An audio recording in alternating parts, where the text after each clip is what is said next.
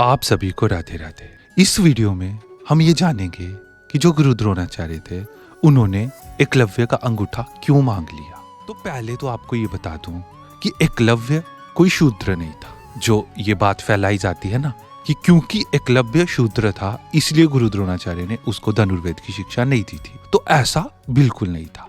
एकलव्य निषाद राज हिरण्यधनु का पुत्र था जो श्रृंगवेरपुर के राजा थे और एकलव्य राजकुमार था। ये गुरु द्रोणाचार्य के पास धनुर्वेद की शिक्षा लेने के लिए आया, लेकिन द्रोणाचार्य ने मना कर दिया। मना करने का कारण ये था कि जो श्रृंगवेरपुर था इसकी शत्रुता थी हस्तिनापुर के साथ, मित्रता थी मगध के साथ। मगध के राजा थे जरासंध। तो एकलव्य जो था ये कोई धार्मिक व्यक्ति नहीं था, ये धर्मद्रोही था। इसका प्रमाण स्वयं भगवान कृष्ण है। भगवान कृष्ण महाभारत में द्रोण पर्व के 181वें अध्याय में अर्जुन को बताते हैं कि मैंने एकलव्य का वध किया था क्योंकि धर्मद्रोहियों को मारने के लिए मैं अवतार लेता हूँ। तो एकलव्य को भी मैंने मार डाला क्योंकि एकलव्य धर्मद्रोही था। जरासंध के साथ मिलकर मथुरापुरी पर कितनी बार आक्रमण किया था। हरिवंश पुराण में भी वर्णन आता है बलराम जी के डर से ये भाग गया था दूसरे द्वीप में। तो एकलव्य कोई धार्मिक व्यक्ति नहीं था बल्कि धर्मद्रोही था, हस्तिनापुर का शत्रु था।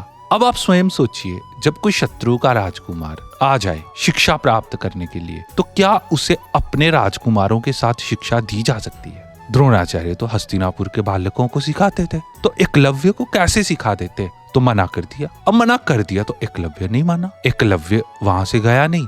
एकलव्य ने वन में भी वहां पर द्रोणाचार्य की मूर्ति बना ली और वो सारी विद्या वो चोरी से सीखता रहा और दिन रात अभ्यास करता था और धनुर्वेद में वो निपुण हो गया। एक दिन द्रोणाचार्य अपने आश्रम में नहीं थे तो सब राजकुमार शिकार खेलने के लिए वन में गए थे। उनके साथ एक व्यक्ति भी था जो एक कुत्ते को साथ में ले गया। तब उस कुत्ते ने वन में भटकते हुए एकलव्य को देखा। एकलव्य का जो शरीर था वो मैल जमने के कारण काला हो गया था, लंबी लंबी जटाएं थी उसकी। तो कुत्ता भौंकने लगा एकलव्य पे। तो एकलव्य ने 7 वाण कुत्ते के मुंह में ऐसे मारे कि कुत्ते का सारा मुंह तो बाणों से भर गया, लेकिन कुत्ते को चोट नहीं आई। जब कुत्ता वापस कौरवों के पास आया तो सब कौरव राजकुमारों ने देखा और वे लज्जित हो गए कि ऐसा कौन धनुर्धर है जो धनुर्विद्या में इतना पारंगत है। बाणों से कुत्ते का पूरा मुंह भर दिया लेकिन कुत्ते को चोट तक नहीं आई। वे सारे राजकुमार उस वीर को ढूंढने के लिए निकले तो वह एकलव्य उन्हें वन में मिला। उन्होंने पूछा, तुम कौन हो भाई? तो उसने बताया कि मैं हिरण्यधनु का पुत्र और द्रोणाचार्य का शिष्य हूँ। द्रोण शिष्य कहकर उसने अपना परिचय दिया। अब अर्जुन पहुंच गए द्रोणाचार्य के पास। अर्जुन ने कहा, गुरुजी आपने तो कहा था कि धनुर्विद्या में मुझसे श्रेष्ठ आपका कोई भी शिष्य नहीं है, लेकिन ये कौन आपका शिष्य है जो मुझसे भी श्रेष्ठ है? तो द्रोणाचार्य कहते कि अर्जुन मुझे तो पता नहीं है, मैंने तो ऐसे किसी व्यक्ति को अपना शिष्य बनाया नहीं। तो फिर द्रोणाचार्य अर्जुन को साथ लेकर एकलव्य के पास पहुंचे। एकलव्य ने देखा गुरुजी आए हैं। एकलव्य ने प्रणाम किया, पूजा की द्रोणाचार्य की। द्रोणाचार्य ने एकलव्य को कहा कि यदि तुम वास्तव में अपने आप को मेरा शिष्य मानते हो तो मुझे अपने दाएं हाथ का अंगूठा काट कर दे दो। एकलव्य ने जरा सी भी देर नहीं की और अंगूठा काटकर द्रोणाचार्य को दे दिया। द्रोणाचार्य उसकी गुरु भक्ति देखकर प्रसन्न हो गए और उन्होंने उसे इशारे में ही तर्जनी और मध्यमा उंगली के बीच में तीर रखकर कैसे छोड़ना है ये भी सिखा दिया। अब यहाँ पर समझने वाली बात है, आप सोचिए आज के समय में भी जहां पर आपके कमांडोज तैयार हो रहे हों, उनको प्रशिक्षण दिया जा रहा हो, उनकी ट्रेनिंग चल रही हो एडवांस, और वहां पे किसी शत्रु देश का कोई सिपाही आ जाए, कोई शत्रु देश का कोई एजेंट आ जाए और वो भी सारी विद्या को सीखने लगे, और जब वह पकड़ा जाए तो उसके साथ क्या किया जाता है? मृत्युदंड तो निश्चित ही उसको मिलेगा। लेकिन यहाँ पर गुरु द्रोणाचार्य की महानता देखिए, एकलव्य को मृत्युदंड नहीं दिया, केवल अंगूठा लेकर छोड़ दिया। और केवल छोड़ा ही नहीं, उसको ये भी सिखा दिया कि तर्जनी और मध्यमा उंगली के बीच में बाण रखकर कैसे छोड़ना है। और एकलव्य ने अभ्यास किया